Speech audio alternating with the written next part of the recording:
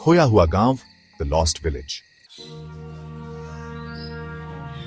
राजस्थान के दूर दराज के इलाके में एक छोटा सा गांव था, कुशीनगर। यह गांव बाहर की दुनिया से कटा हुआ था और यहां रात होते ही सन्नाटा छा जाता था।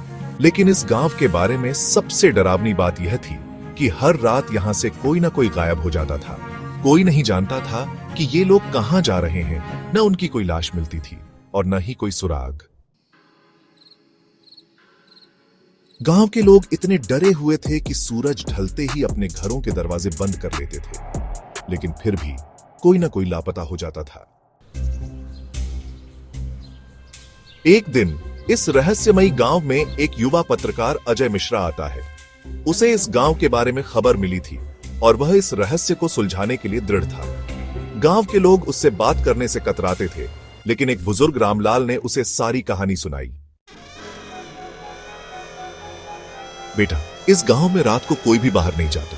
जो गया वो फिर कभी वापस नहीं आया। अजय ने तय किया कि वह इस रहस्य से पर्दा उठाएगा और रात को बाहर निकलेगा। गांव वालों ने उसे बहुत रोका, लेकिन वह नहीं माना। अजय ने रात को एक कैमरा और टॉर्च लेकर गांव की गलियों में घूमना शुरू किया। चारों ओर सन्नाटा था, सिर्फ हवा के झोंके की आवाज आ रही थी। अचानक उसे एक महिला की चीख सुनाई दी। वह आवाज की ओर भागा, लेकिन वहां कोई नहीं था। तभी उसे महसूस हुआ कि कोई उसके पीछे खड़ा है। उसने धीरे धीरे मुड़कर देखा, पर वहां सिर्फ घना अंधेरा था। अचानक एक अजीब सी छाया उसके सामने से गुजरी। उसकी आंखों के सामने अंधेरा छा गया और वह बेहोश हो गया। सुबह जब अजय की आंख खुली तो वह गांव के मंदिर में पड़ा था। गांव के पुजारी ने उसे बताया कि वह किस्मत वाला था जो जिंदा बच गया। पुजारी ने बताया कि यह गांव एक भयानक श्राप का शिकार है। सैकड़ों साल पहले इस गांव के जमींदार ने एक निर्दोष लड़की चंपा को बेवजह मार दिया था। मरते वक्त चंपा ने श्राप दिया था कि यह गांव कभी चैन से नहीं रह पाएगा। जब तक उसके आत्मा को शांति नहीं मिलेगी, तब तक लोग इसी तरह गायब होते रहेंगे। अजय को यकीन नहीं हुआ, लेकिन जब उसने गांव के पुराने दस्तावेज देखे तो उसे इस कहानी की सच्चाई पर भरोसा होने लगा। अजय ने ठान लिया कि वह चंपा की आत्मा से बात करेगा। उसने गांव के श्मशान में रात बिताने का फैसला किया। जैसे ही घड़ी ने 12 बजे का समय दिखाया, हवा अचानक ठंडी हो गई और चारों तरफ साया सा मंडराने लगा। फिर अचानक एक औरत की परछाई दिखाई दी। उसकी आंखें लाल थीं और वह अजय की ओर बढ़ रही थी। अजय, तुम कौन हो?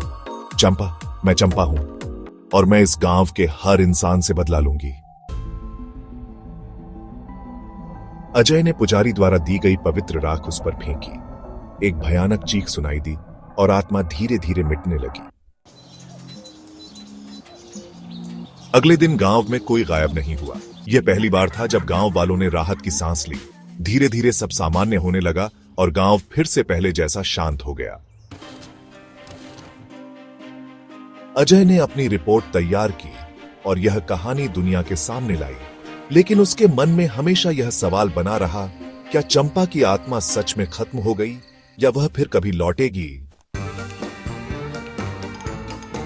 अजय वापस शहर लौट चुका था और उसकी रिपोर्ट वायरल हो गई थी। लेकिन कुछ हफ्तों बाद उसे गांव से रामलाल का फोन आया।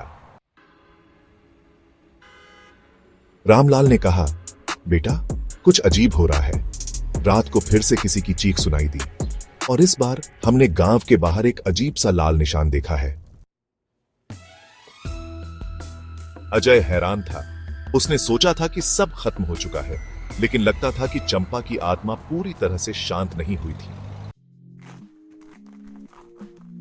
उसने दोबारा गांव जाने का फैसला किया, लेकिन इस बार वह अकेला नहीं था। वह एक तांत्रिक बाबा को साथ लेकर गया, जिसने बताया कि चंपा की आत्मा अधूरी रह गई थी। रात के समय अजय बाबा और कुछ गांव वाले एक विशेष अनुष्ठान करने लगे। जैसे ही अनुष्ठान शुरू हुआ, हवाएं तेज हो गईं और चारों तरफ चीखें गूंजने लगी। अचानक चंपा की आत्मा फिर से प्रकट हुई। तुम सब मुझे मिटा नहीं सकते। बाबा ने मंत्रोच्चारण किया और एक अग्नि वलय बनाया। आत्मा उसमें फंस गई और उसकी चीखें गूंजने लगीं। कुछ ही पलों में आत्मा जलकर राख बन गई और वातावरण शांत हो गया। अजय और गांव वालों ने चैन की सांस ली। अब गांव में कोई डर नहीं था। लोग रात को भी आराम से बाहर घूम सकते थे। अजय ने महसूस किया कि उसने सिर्फ एक रहस्य सुलझाया ही नहीं, बल्कि गांव को नया जीवन भी दिया। वह वापस शहर लौट गया, लेकिन इस बार उसके मन में कोई सवाल नहीं था। समाप्त।